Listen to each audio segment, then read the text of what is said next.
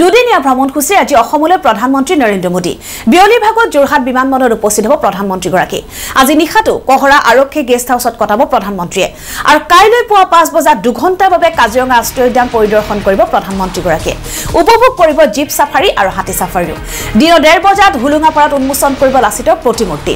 মেলেং মেটেলি জনসভাত ভাগ লৈ মুঠ 18,000 কোটি টকাৰ প্ৰকল্পৰ উদ্বোধন আৰু আধাৰশিলা স্থাপন কৰিব প্ৰধানমন্ত্ৰীয়ে একেলগে উদ্বোধন কৰিব 5,55,000 PMAY গৃহ ডিগবৈ গুৱাহাটী শোধনাগাৰ বৃহৎ প্ৰকল্প তিনিচুকীয়া চিকিৎসা মহাবিদ্যালয় মুকলি কৰিব প্ৰধানমন্ত্ৰী গৰাকীয়ে আমি পুনৰবাৰ জনাব বিচাৰিছো যে দুদিনীয়া ভ্ৰমণসূচী আজি অসমলৈ প্ৰধানমন্ত্ৰী নৰেন্দ্ৰ মোদী আৰু বিয়লিৰ ভাগত যোৰহাট বিমানবন্দৰত প্ৰধানমন্ত্ৰীগৰাকী উপস্থিত হ'ব আৰু আজি প্ৰধানমন্ত্ৰীগৰাকী নিশাটো কহৰা আৰক্ষী গেষ্ট হাউছত কটাব আৰু কাইলৈ পুৱা 5 বজাত তেওঁ 2 ঘণ্টাৰ বাবে কাজিৰঙা ৰাষ্ট্ৰীয় উদ্যান পৰিদৰ্শন কৰিব লগতে উপভোগ কৰিব জীপ সাফাৰী আৰু হাতী সাফাৰীও দিনৰ 1:30 বজাত হুলুঙাপাৰাত উন্মোচন কৰিব লাচিতৰ প্ৰতিমূৰ্তি লগতে মেলেং মেটেলিৰ জনসভাত ভাগ ল'ব আৰু মুঠ 18,000 কোটি টকাৰ প্ৰকল্পৰ উদ্বোধন আৰু লগতে আধাৰশিলা স্থাপন কৰিব প্ৰধানমন্ত্ৰীগৰাকীয়ে একেলগে উদ্বোধন কৰিব 5,55,000 PMAY গৃহ ডিগবৈ গুৱাহাটী শোধনাগাৰ বৃহৎ প্ৰকল্প তিনিচুকীয়া চিকিৎসা মহাবিদ্যালয় মুকলি কৰিব প্ৰধানমন্ত্ৰীগৰাকীয়ে দুদিনীয়া ভ্ৰমণসূচী আজি অসমলৈ প্ৰধানমন্ত্ৰী নৰেন্দ্ৰ মোদী আৰু ভ্ৰমণসূচীত মুঠ 18,000 কোটি টকাৰ প্ৰকল্পৰ উদ্বোধন কৰিব প্ৰধানমন্ত্ৰীগৰাকীয়ে আৰু আজি বিয়লিৰ ভাগত তেওঁ যোৰহাট বিমানবন্দৰত উপস্থিত হ'ব তাৰপিছতে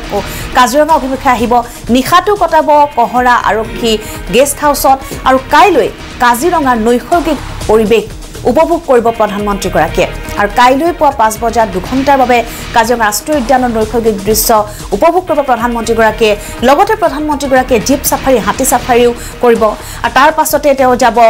মেলেং যোৰহাটৰ হুলুঙাপাৰ অভিমুখে আৰু উন্মোচন কৰিব লাচিতৰ প্ৰতিমূৰ্তি মেলেং মেটেলি জনসভাত অংশ ল'ব প্ৰধানমন্ত্ৰীগৰাকীয়ে মুঠ 18,000 কোটি টকাৰ প্ৰকল্পৰ শুভ উদ্বোধন কৰিব আৰু একেলগে উদ্বোধন কৰিব 5,55,000 PMAY গৃহ ডিগবৈ গুৱাহাটী শোধনাগাৰ বৃহৎ প্ৰকল্প তিনিচুকীয়া চিকিৎসা মহাবিদ্যালয় মুকলি কৰিব প্ৰধানমন্ত্ৰীগৰাকীয়ে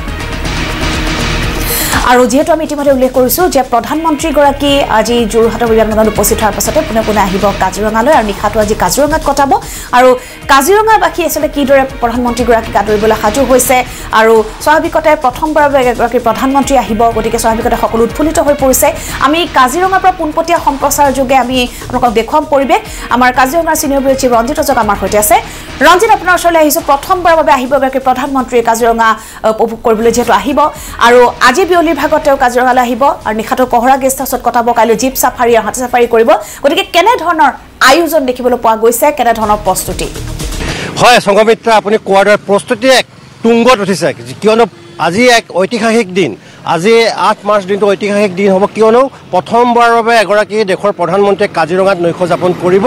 দেশৰ প্ৰধানমন্ত্ৰী নৰেন্দ্ৰ মোদী আহিব প্ৰস্তুতি সম্পূৰ্ণ হৈছে সম্পূৰ্ণৰূপে সাজু কাজিৰঙা চৌদিশে এক উখল মাখল পৰিৱেশ পুৱাৰে পৰা আজি শিৱৰাত্ৰিৰ ইফালে আৰু কাজিৰঙাত উখল মাখল পৰিৱেশ মই দেখুৱাইছোঁ ইতিমধ্যে হোৰ্ডিং বৃহৎ হোৰ্ডিং ইয়াত লগোৱা হৈছে চৌদিশে মোদীময় পৰিৱেশ কাজিৰঙা বোকাঘাট চৌদিশে কেৱল মোদী আৰু অসম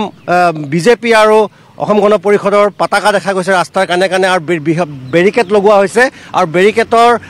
কাষে আজি মই কৈছোঁ দেখুৱাইছে 37 নং ৰাষ্ট্ৰীয় ঘাইপথ আৰু 37 নং ৰাষ্ট্ৰীয় ঘাইপথটো আজি ইয়াত ব্যস্ততাপূৰ্ণ হৈ পৰিব খন্তেক সময়ৰ পিছতে যিহেতু SPGয়ে ইতিমধ্যে সমগ্ৰ কাজিৰঙা নিজৰ জিম্মাত লৈছে যিটো পুলিচ গেষ্ট হাউচ সেই পুলিচ গেষ্ট হাউচটো ইতিমধ্যে নিজৰ জিম্মাত লৈছে কহৰা বনাঞ্চল মই দেখুৱাইছোঁ কাৰণ তেজাবে দেখুৱাব যিটো কহৰা বনাঞ্চলত যিহেতু কাইলৈ পুৱা 9 মাৰ্চৰ পুৱা প্ৰধানমন্ত্ৰী নৰেন্দ্ৰ মোদীয়ে এই কহৰা বনাঞ্চললৈ সোমাই যাব এই কহৰা বনাঞ্চল এয়া দেখুৱাইছোঁ কাজিৰঙা ৰাষ্ট্ৰীয় উদ্যানৰ এই প্ৰাণকেন্দ্ৰ কহৰা চাৰিআলি আৰু এই কহৰা চাৰিআলিৰ পৰাই সোমাই গৈছে কহৰা বনাঞ্চল আৰু এই কহৰা বনাঞ্চলৰ মিহিমুখত উপস্থিত হ'ব প্ৰধানমন্ত্ৰীগৰাকীয়ে মিহিমুখত উপস্থিত হোৱাৰ লগে লগে কাইলৈ পুৱা 5:30 বজাত হাতী সাফাৰী ৰখা হৈছে আৰু লগতে জীপ সাফাৰী ৰখা হৈছে প্ৰধানমন্ত্ৰীগৰাকীয়ে যিয়ে ইচ্ছা কৰিব সেয়ে কৰিব পাৰে পদুন্য নামৰ এটা হাতী সাজু কৰি ৰখা হৈছে এই পথটো সুন্দৰ ৰূপত সজাই পৰাই তোলা হৈছে আৰু এইটো কহৰা বনাঞ্চললৈ প্ৰায় 500 মিটাৰ পথ গ'লেই কহৰা মিহিমুখত উপস্থিত হ'ব আৰু মিহিমুখত উপস্থিত হোৱাৰ লগে লগে বন্য প্ৰাণীৰ মুকলি বিচৰণ উপভোগ কৰিব পাৰিব বিশ্ববিখ্যাত এশিঙীয়া গড় আৰু বিগ মামাছ বুলি কোৱা হয় গড় হাতী বনৰীয়া মহ পহু আৰু ঢেকীয়া পাত পতীয়া বাঘ বিগ মামাছ এই কাজিৰঙা ৰাষ্ট্ৰীয় উদ্যানৰ স্তন্যপায়ী প্ৰাণী আৰু মিহিমুখতে চাব পাৰিব। স্থানীয় ৰাইজ যথেষ্ট উৎফুল্লিত হৈ আছে। এফালে যদি শিৱৰাত্ৰি, আনফালে আজি প্ৰধানমন্ত্ৰী আহিব, নৰেন্দ্ৰ মোদী আহিব কাজিৰঙালৈ। আপুনি শিৱৰাত্ৰি বুলিলে ওলাই আহিছে, আজি কেনেকুৱা লাগিছে? আজি কাজিৰঙা ভাল লাগিছে পৰিৱেশবিলাক। আজি প্ৰধানমন্ত্ৰীও মানে আজি আহিবগৈ, আকৌ ইয়াত ভিজিট কৰিবগৈ। গতিকে আমি বৰ সৌভাগ্যৱান বুলিয়ে ভাবিছোঁগৈ। গতিকে আশা কৰোঁ যাতে আৰু দিনখিনি আৰু মানে ভালে কুশলে যায়, মই সেয়ে কামনা কৰিলোগৈ। আপুনি এগৰাকী প্ৰাক্তন বনৰক্ষী, আপুনি ইতিমধ্যে অৱসৰ লৈছে, কি ক'ব প্ৰাক্তন বনৰক্ষী হিচাপে? কি কাজিৰঙা নিশ্চয় উন্নয়নৰ আন্তঃগাঁথনি? হয় হয়, মই নিশ্চয় মানে আশা কৰিছোঁ যাতে আমাৰ কাজিৰঙাখন আগতকৈ মানে ছাৰে আৰু নৰেন্দ্ৰ মোদী ছাৰে যাতে মানে ভাল ধৰণে অকণমান হেৰি কৰে, কাৰণ আমাৰ যিখিনি মানে সুবিধা অসুবিধা সেইখিনি বুজি যাতে অকণমান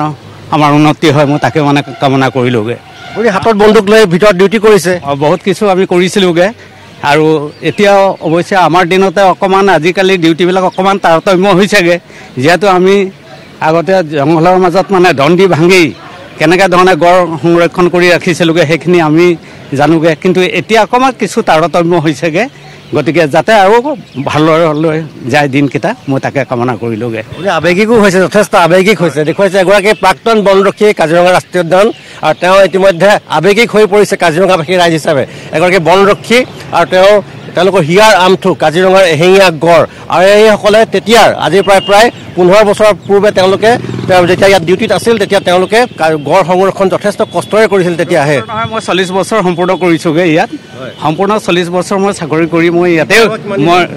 মোৰ এতিয়া মই 16তে আৰু ৰিটায়াৰ হ'লোগৈ। 16 চনতে ৰিটায়াৰ হয় এতিয়া মই। তথাপিতো যদিও ক'ৰবাত মানে কিবা এটা হয় আমাৰ মানে দেহা জ্বলি যায়গৈ আৰু গতিকে আমাৰ দিনতে আমি যি ধৰণে কৰিছিলোগৈ, যাতে আশা কৰোঁ যাতে এতিয়াও মানে ভাল ধৰণে মানে ষ্টাফখিনিয়ে সকলোৱে এইফালে প্ৰথমগৰাকী নহয়, দ্বিতীয়গৰাকী বুলিব লাগিব। 1988 চনতে মানে ৰাজীৱ গান্ধীও মানে আহি গৈছিল, ভিতৰত গৈছিল নেকি বিশেষ নাজানো, কিন্তু আহিছিল তেখেতে। আৰু এতিয়া বৰ্তমান আমাৰ নৰেন্দ্ৰ মোদী ছাৰ আহিব, প্ৰধানমন্ত্ৰী থাকিব আজি ৰাতি। এইগৰাকী প্ৰধানমন্ত্ৰী হয়, আৰু আমাৰ আজি প্ৰধানমন্ত্ৰী যে ইয়াত থাকিব আমি বৰ সুখ পাইছোঁগৈ, যিহেতু যে আজি কাজিৰঙা নেশ্যনেল পাৰ্কৰ কাৰণে যে তেখেতে আহিছে, আৰু নেশ্যনেল পাৰ্কৰ কাৰণে যাতে মানে তেখেতে ভাল চিন্তা কৰি যায় ছাৰক মই সেই মানে শিৱ বাবাৰ ওচৰতে মই প্ৰাৰ্থনা জনালোগৈ। শিৱ বাবাৰ ওচৰলৈ যাব এতিয়া সংঘমিত্ৰা, আৰু মহাদেৱৰ চৰণত প্ৰাৰ্থনা জনাব নৰেন্দ্ৰ মোদীৰ মংগলৰ কাৰণে। আমি দেখুৱাইছোঁ ইতিমধ্যে কাজিৰঙা সম্পূৰ্ণৰূপে সাজু।